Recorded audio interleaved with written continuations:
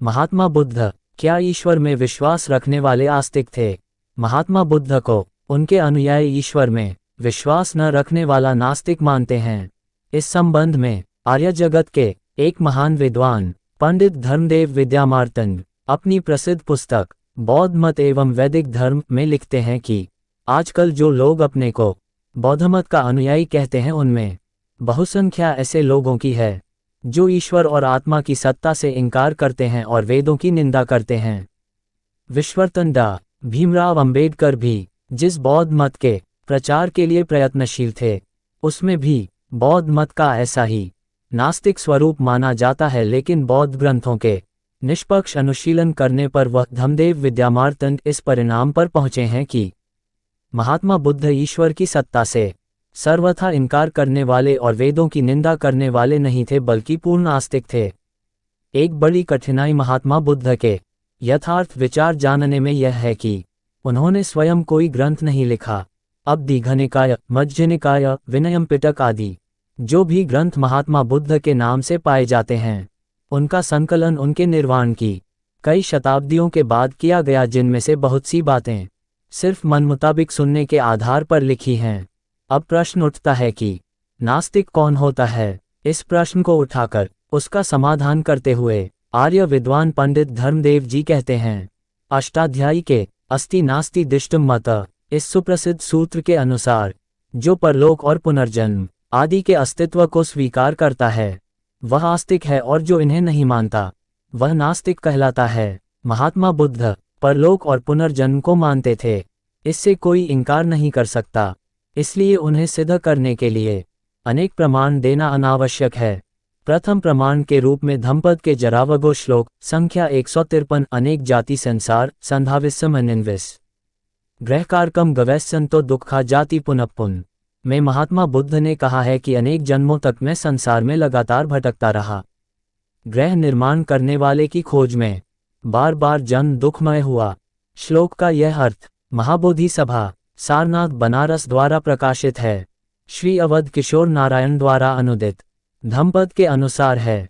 दूसरा प्रमाण ब्रह्मजाल सुत्त का है, जहां महात्मा बुद्ध ने अपने 2 या 4 नहीं बल्कि लाखों जन्मों के चित्त समाधि आदि के द्वारा स्मरण का वर्णन किया है। वहां उन्होंने कहा है, भिक्षुओं कोई भिक्षु संयम, वीर्य, अध्यवसाय, अप्रमाद और स्थिर चित्त से उस प्रकार की चित्त समाधि को प्राप्त करता है जिस समाधि को प्राप्त चित्त में अनेक प्रकार के, जैसे कि 100, 1000, लाख, अनेक लाख पूर्व जन्मों की स्मृति हो जाती है। मैं इस नाम का, इस गोत्र का, इस रंग का, इस आहार का, इस प्रकार के सुखों और दुखों का अनुभव करने वाला और इतनी आयु तक जीने वाला था। सो मैं वहां मरकर वहां उत्पन्न हुआ, वहां भी मैं इस नाम का था, सो मैं वहां मरकर यहां उत्पन्न हुआ, इत्यादि। अगला तीसरा प्रमाण धम्पद के उपर्युक्त वर्णित श्लोक का अगला श्लोक है, जिसमें ग्रहकारक के रूप में आत्मा का निर्देश किया गया है। श्लोक है, गहकारक दिठोसी पुन गेहन काहसी सब्वा ते फासुका भग्गा गहकुटम विसंखित विसंखारगतम चित्तम तन्हरनिन खयमज्जागा। इस श्लोक के अनुवाद में इसका अर्थ दिया गया है कि हे ग्रह के निर्माण करने वाले, मैंने तुम्हें देख लिया है, तुम फिर घर नहीं बना सकते, तुम्हारी कड़ियां सब टूट गईं, ग्रह का शिखर गिर गया, चित्त संस्कार रहित हो गया, तृष्णाओं का क्षय हो गया। इस पर टिप्पणी करते हुए पंडित धर्मदेव जी कहते हैं कि यह मुक्ति अथवा निर्वाण के योग्य अवस्था का वर्णन है। जब तक ऐसी अवस्था नहीं हो जाती तब तक जन्म मरण का चक्र चलता रहता है। इस प्रकार यह सर्वथा स्पष्ट है कि महात्मा बुद्ध परलोक, पुनर्जन्म आदि में विश्वास करने के कारण आस्तिक थे। महात्मा बुद्ध के आस्तिक होने से संबंधित अगला प्रश्न यह है कि क्या वह अनीश्वरवादी अर्थात ईश्वर में विश्वास न रखने वाले थे? इसका समाधान करते हुए पंडित धर्मदेव जी लिखते हैं कि नास्तिक शब्द का एक प्रचलित अर्थ ईश्वर की सत्ता से इनकार करने वाले का है। क्या महात्मा बुद्ध ईश्वर की सत्ता से इनकार करने वाले थे? इस विषय में अपने विचार संक्षेप से माननीय डॉक्टर अंबेडकर जी से बातचीत के प्रसंग में सार्वदेशिक जुलाई 1941 अंक में प्रकट कर चुका हूं। इस विषय पर कुछ अधिक प्रकाश डालने से पहले मैं संत सुधा के संपादक श्री ईश्वरदत्त मेधार्थी अनुभिक्षु बुद्धपुरी कानपुर के लेख से कुछ उद्धरण देना उचित समझता हूं।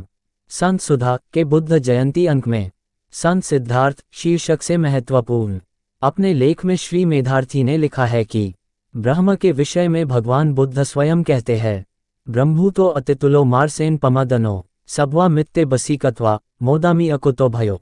अर्थात मैं अब ब्रह्म पद को प्राप्त हुआ हूँ, मेरी तुलना अब किसी से नहीं है, मैंने मार कामदेव की सेना को मर्दित कर दिया है। अब मैं काम क्रोध आदि सब अंतः शत्रुओं को वश में करके निर्भय होकर मस्त हो रहा हूँ। विद्वान लेखक पंडित धर्मदेव इस पर टिप्पणी करते हुए कहते हैं कि यह एक ही वचन भगवान बुद्ध की आस्तिकता और ब्रह्मपद प्राप्ति के लिए पर्याप्त है। जरा सी समझने की बात है कि जो स्वयं ब्रह्मविहार करता हो, ब्रह्मचारी हो, ब्रह्मभूत हो, ये संभव ही नहीं है कि वह ब्रह्म को न माने। वास्तव में बौद्ध साहित्य में निर्वाण, ब्रह्म, अमृतपद, परम सुख, उत्तम अर्थ, अनाश्यात, दुर्लभनाथा आदि शब्द एकार्थवाचक हैं। जिज्ञासुओं को भ्रम में नहीं पड़ना चाहिए। भगवान बुद्ध ने स्वयं कहा है, जो नास्तिक हैं उन्हें विनाशोन्मुख समझो। एक बात है, भगवान बुद्ध आस्तिक तो थे ही, आर्य भी थे। आर्य शब्द से उन्हें बड़ा प्रेम था। 4 आर्य सत्य, आर्य, अष्टांगिक मार्ग और आर्य श्रावक तो बहुत प्रसिद्ध हैं। आर्य शब्द गुणवाची है। आर्य शब्द का अर्थ है श्रेष्ठ, इसलिए श्रेष्ठता, उच्चता और उत्तमता की भावना के लिए आर्य शब्द भगवान बुद्ध ने प्रयोग किया है। इसीलिए बुद्धपरी में आस्तिकता और अहिंसकता की श्रेष्ठ भावना को पुष्ट करने के लिए आर्य बौद्ध शब्द का प्रचार किया जाता है। भगवान बुद्ध ने भी धम्मपद में स्वयं कहा है, न तेन अर्यो होती यान पानानी हिंसती अहिंसा सप्पानान अर्योति पवुच्यति। धम्मपद श्लोक 270 धम्मर्थवगो 15 अर्थात प्राणियों का हनन कर कोई आर्य नहीं होता, सभी प्राणियों की हिंसा न करने से उसे आर्य कहा जाता है। सतनसुधा कानपुर बुद्ध जयंती अंक मई 1950 पृष्ठ 10-11।